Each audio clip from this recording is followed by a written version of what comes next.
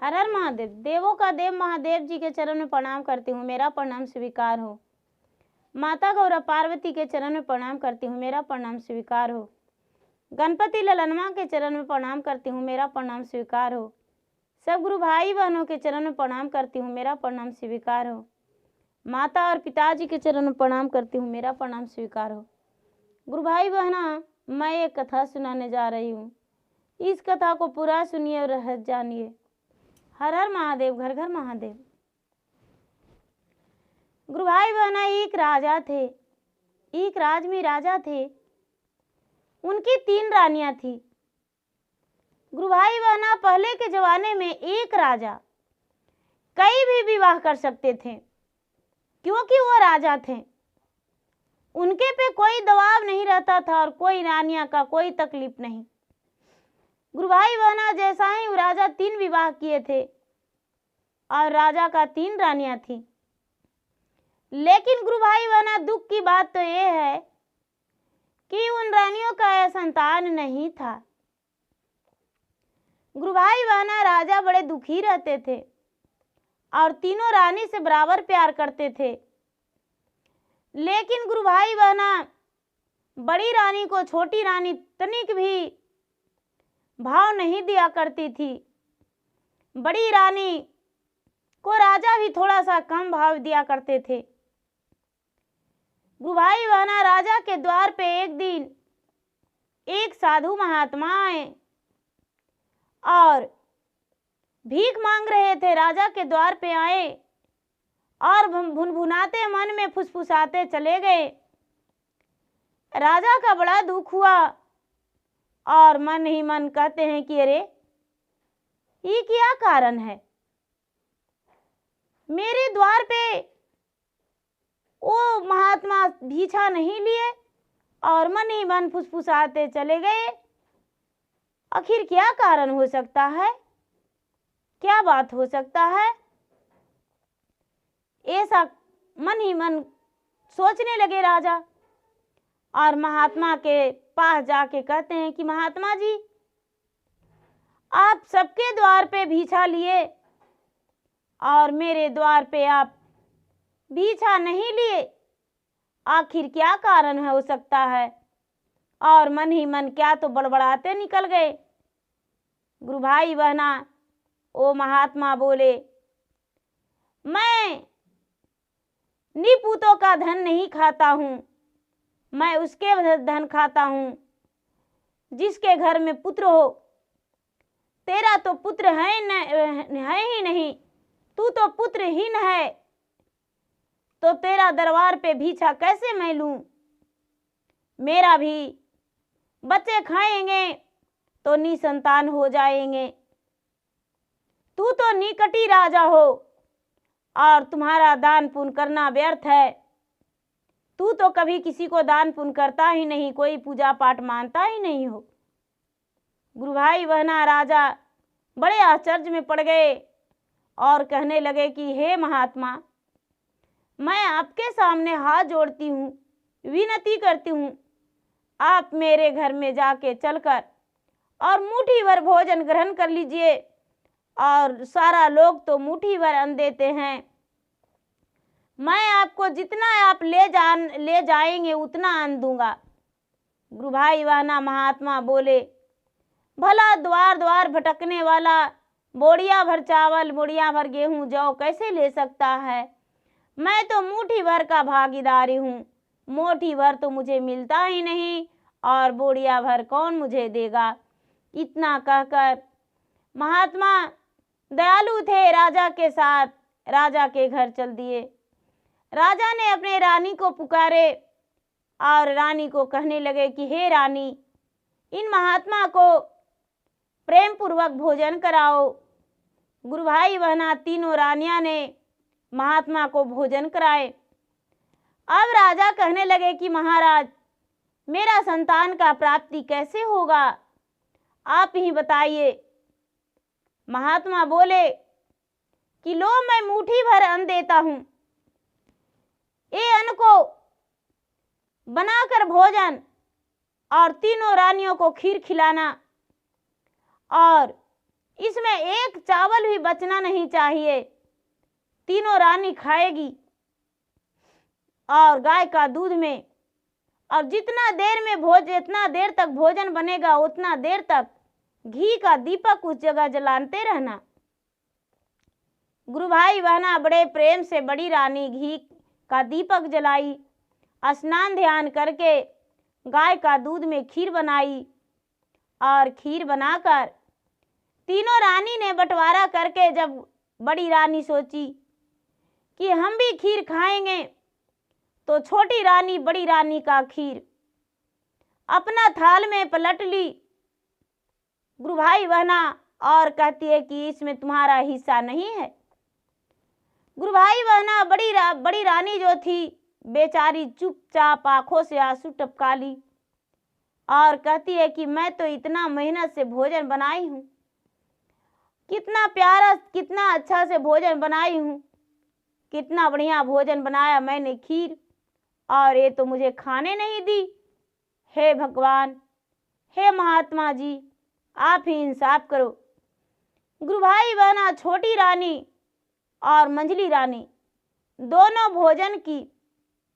गुरु भाई बहना छोटी रानी के जूठन एक चावल गिर गया, एक चावल गिर गया। वो बड़ी रानी जब उसका थाल धोने लगी तो एक चावल खीर अपना मुंह में खा ली। गुरु भाई बहना अब इसका एक ही चावल से आनंद मिला और मन में खुश हो गई कि चलो एक चावल मैं भी महात्मा का दिया हुआ भोजन कर लिया हूँ, हो सकता है कि मुझे भी पुत्र भगवान दे दे। गुरु भाई बहना अब राजा तो पारा पारी तीनों के साथ रात बिताया करते थे, कभी उसके साथ, कभी उसके साथ, कभी उसके साथ। गुरु भाई बहना सबसे पहले तो छोटी रानी के साथ रात बिताए, दूसरी रानी के साथ बिताए, तीसरी रानी के साथ, बड़ी रानी के साथ सबसे पीछे गए। गुरु भाई बहना जब बड़ी रानी के साथ रात बिताए और बड़ी रानी के साथ गर्भ धारण हो गया, वो गर्भवती हो गई और महीने दिन के बाद वो रानी का मन अजीब लगने लगा। वो उसे जी करता कि मैं खट्टा खाऊं और उसका जी घबराने लगा, जी किचपिचाहट उसे लगने लगा। तो अपने स्वामी से बताई कि पति देव जी, लगता है कि मैं गर्भधारण हूँ, मेरे पेट में गर्भ है, मैं बच्चे का माँ बनने वाली हूँ। राजा इस बातों से सुनकर खुशी का ठिकाना नहीं रहा और राजा भी इस बात को जान चुके थे कि दूसरी रानी और छोटी रानी सारा खीर खाई है, बड़ी रानी ने एक चावल भी नहीं खाई है, लेकिन एक जुट्ठन खीर बड़ी रानी ने खा ली थी। गुरु भाई बहना छोटी रानी और मंझली रानी दोनों का जानकारी हुआ। राजा के द्वार पे पूरा खुशियां मचा, धूम मचा, फूलों का बारिश हुआ, नाचे गाए झूमे वहां का लोग। गुरु भाई बहना अब छोटी रानी सोचती है, अरे बड़ी रानी का संतान हो जाएगा तो बड़ी रानी को तो राजा प्यार करेंगे, हमें तो प्यार नहीं करेंगे, हमें तो थोड़ा सा भी भाव नहीं देंगे। और दोनों सोचने लगे कि कैसे इसका ओद्र का बच्चे का मारूं। गुरु भाई बहना धीरे धीरे समय बीतता गया, कभी उसका दूध में जहर डाल दे तो दूध गिर जाता था, सीढ़ियों पे तेल गिराती थी तो खुद को गिरती थी। बड़ी बड़ी नज़ारे इसके साथ किए, लेकिन इसका गर्भ में जो बच्चा पल रहा था उसे कुछ नहीं हुआ। जिसका राम नहीं मारता उसका कोई नहीं मारने वाला है, ये तो भगवान ने भी ऐसा कहा था कि ईश्वर भला करे तो सब भला। गुरु भाई बहना भोलेनाथ के पुजारी बड़ी रानी थी, भोलेनाथ के ध्यान में लगी हुई रहती थी, बिना पूजा किए हुए एक दिन भी भोजन नहीं करती थी। अब गुरु भाई बहना धीरे धीरे समय बीता तो 9वां महीना पूरा हो गया और 9वां महीना के बाद बड़ी रानी का ओद्र से एक सुंदर पुत्र जन्म लिया। गुरु भाई बहना, जब पुत्र जन्म लिया तो राजा बोले थे कि हो सकता है मैं राज दरबार में रहूं और यहाँ ओद्र से पुत्र जन्म लेगा तो तू नहीं है, जो इसका जो कोई तरह की दिक्कत होगा रानी का तो मेरे पास खबर भेजा देना दाई के साथ। बड़ी रानी बोली, राजा साहब हो सकता है मैं न कह पाऊं और दाई न जा पाए, इसीलिए कुछ और उपाय बता दीजिए। राजा ने घंटी लगा दिए, राजा ने घंटी टांग दिए और बोले कि इस घंटी को बजाना और घंटी का आवाज़ सुनकर हम तुरंत आ जाएंगे। तो गुरु भाई बहना, जो छोटी रानी थी वो बार बार घंटी बजा दिया करती थी और राजा चले आते थे।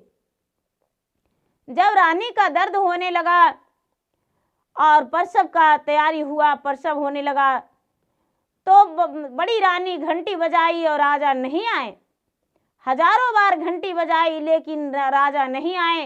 राजा को तो लगा कि बार बार तो घंटी का आवाज़ ऐसा ही बजते रहता है। गुरु भाई बहना, बड़ी रानी का बच्चा जन्म ले लिया और छोटी रानी और मंझली रानी ने क्या किया कि बच्चे को कपड़े देकर मुंह में और दबा दिया। गुरु भाई बहना, बच्चा तो व्याकुल तुरंत होके मर गया।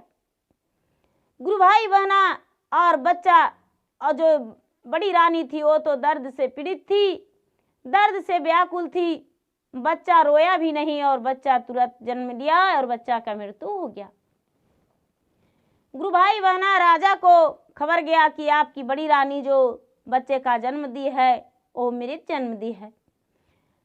गुरु भाई बहना, जब राजा आए तो बहुत रोए पीटे, इतना रोए पीटे, इतना रोए पीटे, इतना सीना चीर चीर के कि बस रे बस। अब क्या हुआ कि बड़ी रानी कहती है कि मैं इस बच्चे को कहीं नहीं ले जाने दूंगा, इस बच्चे को मेरा नहीं ले जाओ, मेरा बच्चा ये जो है मैंने इसे जन्म दिया है, मैंने इसे जमीन में खोद कर मिट्टी में इसे दर्पण करने को लिए नहीं। गुरु भाई बहना, राजा सोचने लगे कि मेरा पत्नी पगली हो गई है, लेकिन ये मृत बच्चे को लेकर बड़ी रानी गुस्से में घर से त्याग कर निकल गई। घर से त्याग कर निकल गई और चलते चलते चलते चलते चलते चलते चलते घना घोर जंगल में चली गई। घना घोर जंगल में चली गई। गुरु भाई बहना, अब भगवान ब्रह्मा विष्णु महेश सबका सिंहासन डोलने लगा, डगमग डगमग। ये जो प्रसव होते हुए भी ये भगवान का सुमिरन करते, भगवान कहते हैं गुरु भाई बहना, भगवान कहते हैं कि दुख में भी और सुख में भी सब समय मेरा सुमिरन करो और हम सहारा करेंगे। किस रूप से मदद करेंगे वो कोई नहीं जानता है, लेकिन हम मदद तो जरूर करेंगे। बड़ी रानी ने बच्चा को लेकर, मृत बच्चा को लेकर वो चल दी। गुरु भाई बहना, घना घोर जंगल में एक ऋषि मुनि के पास चली गई। गुरु भाई बहना, एक ऋषि मुनि जंगल में तपस्वी थे, तपस्या करते थे, उनके पास चली गई और जाकर प्रेम पूर्वक वहां पर बैठ गई। जब प्रेम पूर्वक बैठ गई, आंसुओं से बच्चे को जैसे स्नान कर रहा था उसी तरह आंसू से बच्चा भीगा हुआ था। राजा भी अपने रोते रोते व्याकुल थे, उन्हें तो पता ही नहीं चला कि रानी किधर गई। ऋषि मुनि इस स्त्री को देखकर कहने लगे कि क्या हुआ है, तू इतना इस बच्चे मृत बच्चे को लेकर इस जंगल में क्यों आई हो। गुरु भाई बहना, बड़ी रानी कहती है, अपने दुख भरी बातों का सुनाई और कहती है कि मेरा बच्चा का तो यमदेव ने नहीं मारा, फिर भी मेरा बच्चा क्यों मर गया। मेरा जो बच्चा मरना ही था तो भगवान इसे जन्म क्यों दिया। गुरु भाई बहना, ऋषि मुनि ने ध्यान किए और उनका ध्यान ब्रह्मा विष्णु महेश के पास चला गया। भगवान महादेव और ब्रह्मा विष्णु तीनों प्रकट हो गए जब प्रकट हो गए तो ऋषि मुनि कहते हैं कि आखिर ये बच्चा कैसे और क्यों मर गया। कहते हैं कि इसका सौतेली माँ इसे मार दिया। क्यों मार दिया? सौतेली माँ इसे आखिर क्यों मार दिया? इसलिए मारा कि राजा तो इसे प्यार करेंगे और मुझसे प्यार नहीं करेंगे। गुरु भाई बहना ऋषि मुनि कहते हैं कि इसीलिए इस बच्चा को जीवित होना बहुत जरूरी है। गुरु भाई बहना,